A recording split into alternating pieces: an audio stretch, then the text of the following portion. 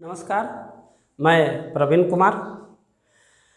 आज हम लोग प्रस्तावना से संबंधित जितने भी सवाल या यूपीएससी में हो या बीपीएससी में या किसी भी पीसीएस अदर पीसीएस में या किसी भी एग्ज़ाम में पूछे गए हैं उसका डिस्कशन करने जा रहे हैं। अगर आपने इससे पहले मेरा वीडियो जो प्रस्तावना पर आधारित था, जिसमें मैंने प्रस्तावना को पढ़ाया था, अगर आप उस वीडियो को नहीं देखे हैं तो मैं आपसे एक अनुरोध करता हूं कि एक बार वो वीडियो आप जा कर के देख लीजिए। तो चलिए शुरू करते हैं। आज का पहला सवाल ये है कि नीचे दो कथन दिए गए हैं जिनमें से एक को कथन तथा दूसरे को कारण कहा गया है। भारत एक संपूर्ण प्रभुत्व संपन्न समाजवादी धर्मनिरपेक्ष लोकतंत्रात्मक गणराज्य है। कथन ए। कारण इसका यह है कि इसे 42वें संविधान संशोधन 1976 द्वारा संपूर्ण प्रभुत्व संपन्न लोकतंत्रात्मक गणराज्य के स्थान पर प्रतिपादित किया गया है।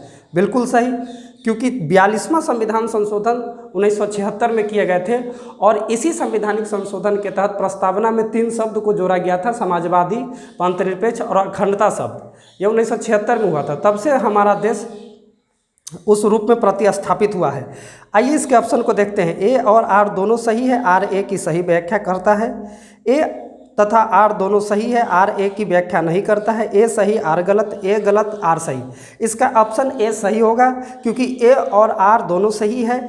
आर ए की व्याख्या भी कर रहा है।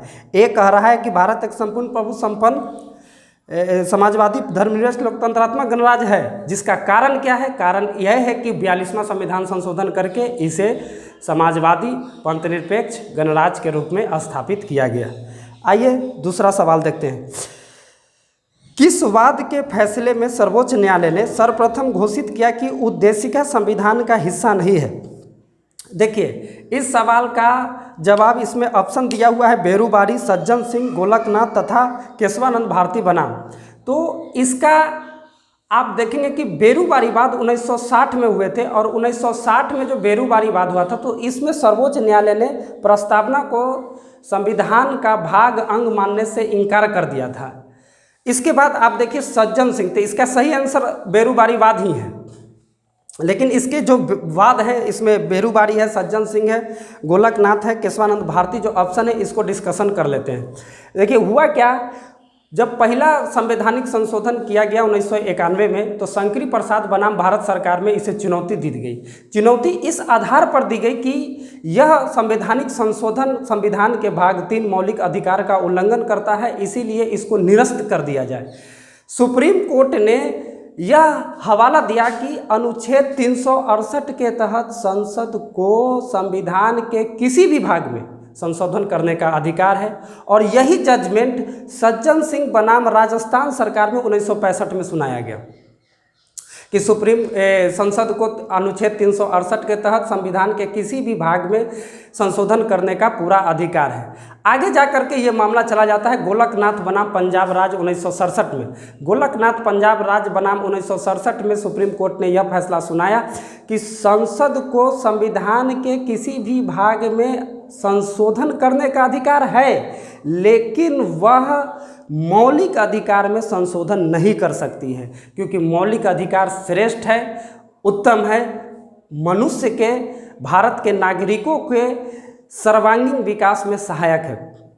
आइए तब जाकर के आगे चल करके संसद ने 24वां संविधान संशोधन विधेयक पारित कर दिया। 24वां संविधान संशोधन विधेयक यह कहता है कि अनुच्छेद 368 में दिए गए प्रावधानों के तहत संसद को संविधान के किसी भी भाग में संशोधन करने का अधिकार है, वो मौलिक अधिकार हो या कोई भी हो। इस निर्णय को आगे जाकर के केशवानंद भारती बनाम 1973 में इसको फिर से चुनौती दी गई। केशवानंद भारती केरल के एडनीर मठ के शंकराचार्य होते हैं और उनकी ज़मीन पर 25वां संविधान संशोधन जब हुआ था तो उनकी ज़मीन पर भी सवाल उठ रहे थे, उस मठ के ज़मीन पर भी की सरकार ले लेगी। 25वां संविधान संशोधन के तहत यह प्रावधान किया गया था कि जो भी ज़मीन है वो सरकार ले लेगी और उसका ज़मीन का दाम भी तय सरकार ही करेगी। तो केशवानंद भारती बनाम केरल राज्य में 1973 में आप देखेंगे कि ये जो 24वां संविधान संशोधन है, इस पर सुप्रीम कोर्ट ने इसको बरकरार रखते हुए यह फैसला सुनाता है कि संसद को संविधान के अनुच्छेद 368 के तहत किसी भी भाग में संशोधन करने का अधिकार है, लेकिन वह मूल ढांचा में परिवर्तन नहीं कर सकती है। बात समझ गए। बेरूबारीवाद 1960 में हुआ था, सज्जन सिंह बनाम राजस्थान सरकार का बाद 1965 में हुआ था, गोलकनाथ बनाम पंजाब सरकार का बाद 1967 में हुए थे, और उसके बाद आप केशवानंद भारती बनाम 1973 में हुआ था। ठीक है, आगे चलते हैं। इसका सही आंसर होगा बेरूबारीवाद 1960 में। अगला सवाल को देखते हैं। यह सवाल है, ये काफ़ी ज़्यादा एग्जाम में पूछे जा चुके हैं ये सवाल यह कहता है कि भारतीय संविधान का कौन सा भाग संविधान की आत्मा कहलाता है। देखिए, ये सवाल काफ़ी कन्फ्यूजनदायक होते हैं, इस पर बच्चा ज़्यादातर कन्फ्यूज करते हैं। क्यों कन्फ्यूज करते हैं? क्योंकि संविधान की आत्मा जो कहा गया है, जैसे कि आप देखेंगे जस्टिस हिमायतुल्लाह ने भी संविधान की आत्मा के बारे में बताया है कि संविधान की आत्मा प्रस्तावना है। सुभाष कश्यप ने भी बताया है कि अगर संविधान शरीर है तो प्रस्तावना उसकी आत्मा है। आप देखेंगे कि इस तरह के लेकर के आगे भीमराव अंबेडकर ने संवैधानिक उपचारों के अधिकारों को संविधान की आत्मा कहा है। तो आप इस पर ज़्यादातर बोर्डों का आंसर इस पर लिया गया है उद्देशिका को, प्रस्तावना को, कि प्रस्तावना संविधान की आत्मा है।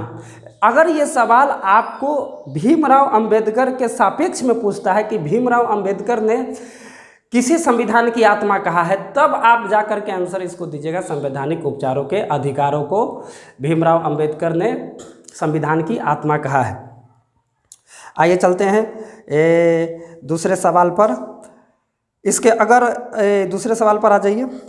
भारत में लौकिक सार्वभौमिकता है क्योंकि संविधान की प्रस्तावना आरंभ होती है। संविधान की प्रस्तावना आरंभ होती है, हम भारत के लोग भारत को एक संपूर्ण प्रभु संपन्न समाजवादी पंथनिरपेक्ष लोकतंत्रात्मक गणराज्य बनाने के लिए तथा उसके समस्त नागरिकों को सामाजिक आर्थिक राजनीतिक न्याय विचार अभिव्यक्ति विश्वास धर्म उपासना की स्वतंत्रता तथा अवसर की क्षमता प्राप्त करने के लिए। तो ये जो शब्द इसके ऑप्शन में दिए गए हैं, हम भारत के लोग, ये सिर्फ प्रस्तावना में भी है, इसीलिए इसका आंसर डी होगा।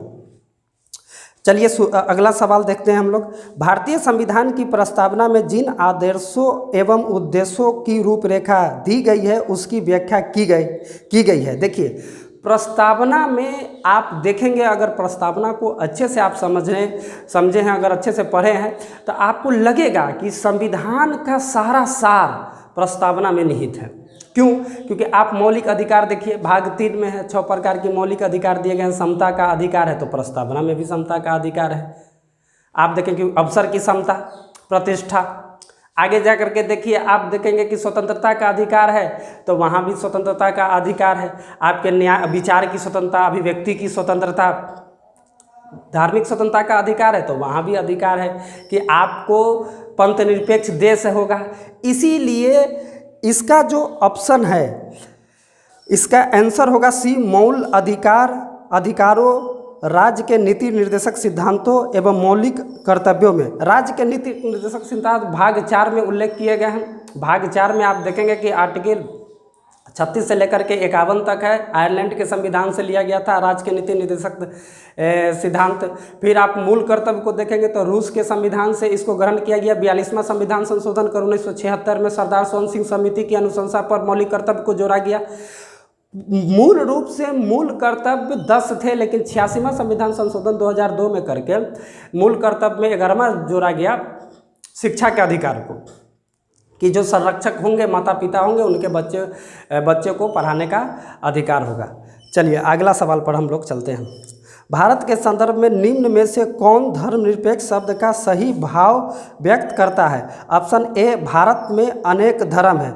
ये कोई ज़रूरत नहीं है कि किसी भी देश में अगर अनेक धर्म होगा तो वो धर्मनिरपेक्ष ही होगा। बी ऑप्शन को देखिए, भारतीयों को धार्मिक स्वतंत्रता प्राप्त है। भारतीयों को धार्मिक स्वतंत्रता प्राप्त है कि ये कोई भी धर्म अपना सकता है, ये भी नहीं। धर्मानुपालन व्यक्ति की इच्छा पर निर्भर है, ये भी। धर्मानुपालन व्यक्ति की इच्छा पर निर्भर होने पर इस बात का कतई भी हम लोग अंदाज़ा नहीं लगा सकते हैं कि वो देश धर्मनिरपेक्ष ही होगा।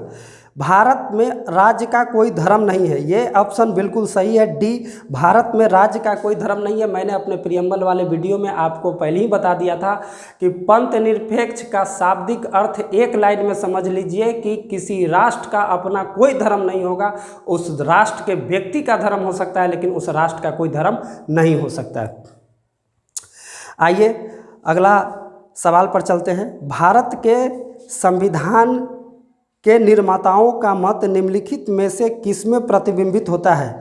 तो भारत के संविधान के निर्माताओं का मत सिर्फ और सिर्फ उद्देशिका में ही प्रतिबिंबित होते हैं, क्योंकि सारा संविधान का सार भारत की प्रस्तावना में निहित है। आगे चलते हैं। भारतीय संविधान की प्रस्तावना में पंथनिरपेक्ष शब्द जोड़ा गया। ये रेलवे एसएससी में भी खूब सवाल पूछा जाता है कि पंथनिरपेक्ष शब्द कब जोड़े गए। तो पंथनिरपेक्ष शब्द 42वां संविधान संशोधन 1976 में करके समाजवादी, पंथनिरपेक्ष और अखंडता शब्द को संविधान की प्रस्तावना में जोड़ा गया था। आगे चलते हैं अगले सवाल की तरफ। हम भारत के लोग शब्दों का प्रयोग भारतीय संविधान में कहाँ किया गया है? तो हम भारत के लोग, जिस तरह अमेरिका के संविधान में हम अमेरिका के लोग का उल्लेख किया गया है, उसी तरह उस संविधान से ग्रहण करते हुए भारत के संविधान में हम भारत के लोग का उल्लेख किया गया है। ये प्रस्तावना में किया गया। अगला सवाल की ओर चलते हैं। भारत के संविधान की प्रस्तावना में कितने प्रकार का न्याय, स्वतंत्रता, समानता एवं भ्रातृत्व का उसी क्रम में उल्लेख किया गया है? देखिए, ये यूपीपीसीएस 2018 का सवाल है और ये बहुत ही अच्छा सवाल है। इसको समझने की कोशिश कीजिएगा कि कितने प्रकार की न्याय की जरूरत है। तो 3 प्रकार की न्याय है, सामाजिक, आर्थिक, राजनीतिक। ये दम दिमाग में बैठा लीजिएगा। भारत की प्रस्तावना में 3 प्रकार के न्याय का उल्लेख किया गया है, सामाजिक, आर्थिक, राजनीतिक। अगला है स्वतंत्रता। स्वतंत्रता 5 प्रकार का उल्लेख किया गया है। जैसे कि आप प्रस्तावना पढ़ेंगे कि हम भारत के लोग भारत को एक संपूर्ण, प्रभु, संपन्न, समाजवादी, पंथनिरपेक्ष, लोकतंत्रात्मक गणराज्य बनाने के लिए तथा उसके समस्त नागरिकों को सामाजिक, आर्थिक, राजनीतिक न्याय, विचार। अब आइए, विचार, अभिव्यक्ति, विश्वास, धर्म और उपासना की स्वतंत्रता 5 प्रकार के हो गए। बात समझ में। फिर उसके बाद दिया गया है समानता। तो समानता 2 प्रकार की, प्रतिष्ठा और अवसर की समानता, और भ्रातृत्व 1 प्रकार का। ठीक है, कि हम एक प्रकार के भाईचारे वाले माहौल में रहेंगे। इसका ऑप्शन ए आपका सही है। आइए अगला सवाल को देखते हैं हम लोग। हम भारत के लोग भारत को एक संपूर्ण प्रभुत्व। अच्छा, ये प्रस्तावना का है। मैंने आपको बार बार कहा है कि जब तक आप प्रस्तावना को सही से याद नहीं करेंगे, सही से समझेंगे नहीं, तब तक आपको ये सभी सवाल नहीं बनेंगे एग्जाम में। इसीलिए आपको प्रस्तावना 100% याद होना चाहिए अगर आप किसी भी पीसीएस की या यूपीएससी की तैयारी करते हैं तो इसमें कहा गया है कि किस डेट को हम लोग अधिनियमित और आत्मर्पित किए हैं संविधान को, संविधान की प्रस्तावना को। तो आपको एक लाइन में संविधान की प्रस्तावना याद होनी चाहिए।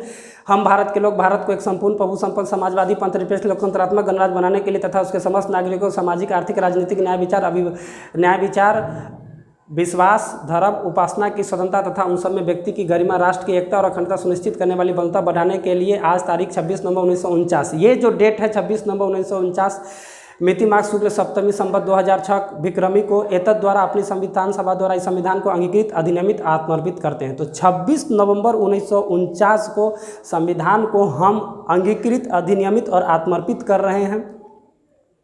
और ठीक इसके लगभग 1 से 2 महीने बाद 26 जनवरी 1950 को संविधान पूरे देश में लागू करेंगे। 26 नवंबर 1949 को 2015 से इस डेट को 26 नवंबर को हम संविधान दिवस के रूप में मनाते हैं। धन्यवाद। आशा करता हूं कि आपको ये क्वेश्चन आवर सही लगा होगा। अगर आपको ये वीडियो अच्छा लगता है तो मेरे चैनल को सब्सक्राइब कर दीजिएगा, शेयर कर दीजिएगा। धन्यवाद। जय हिंद, जय भारत।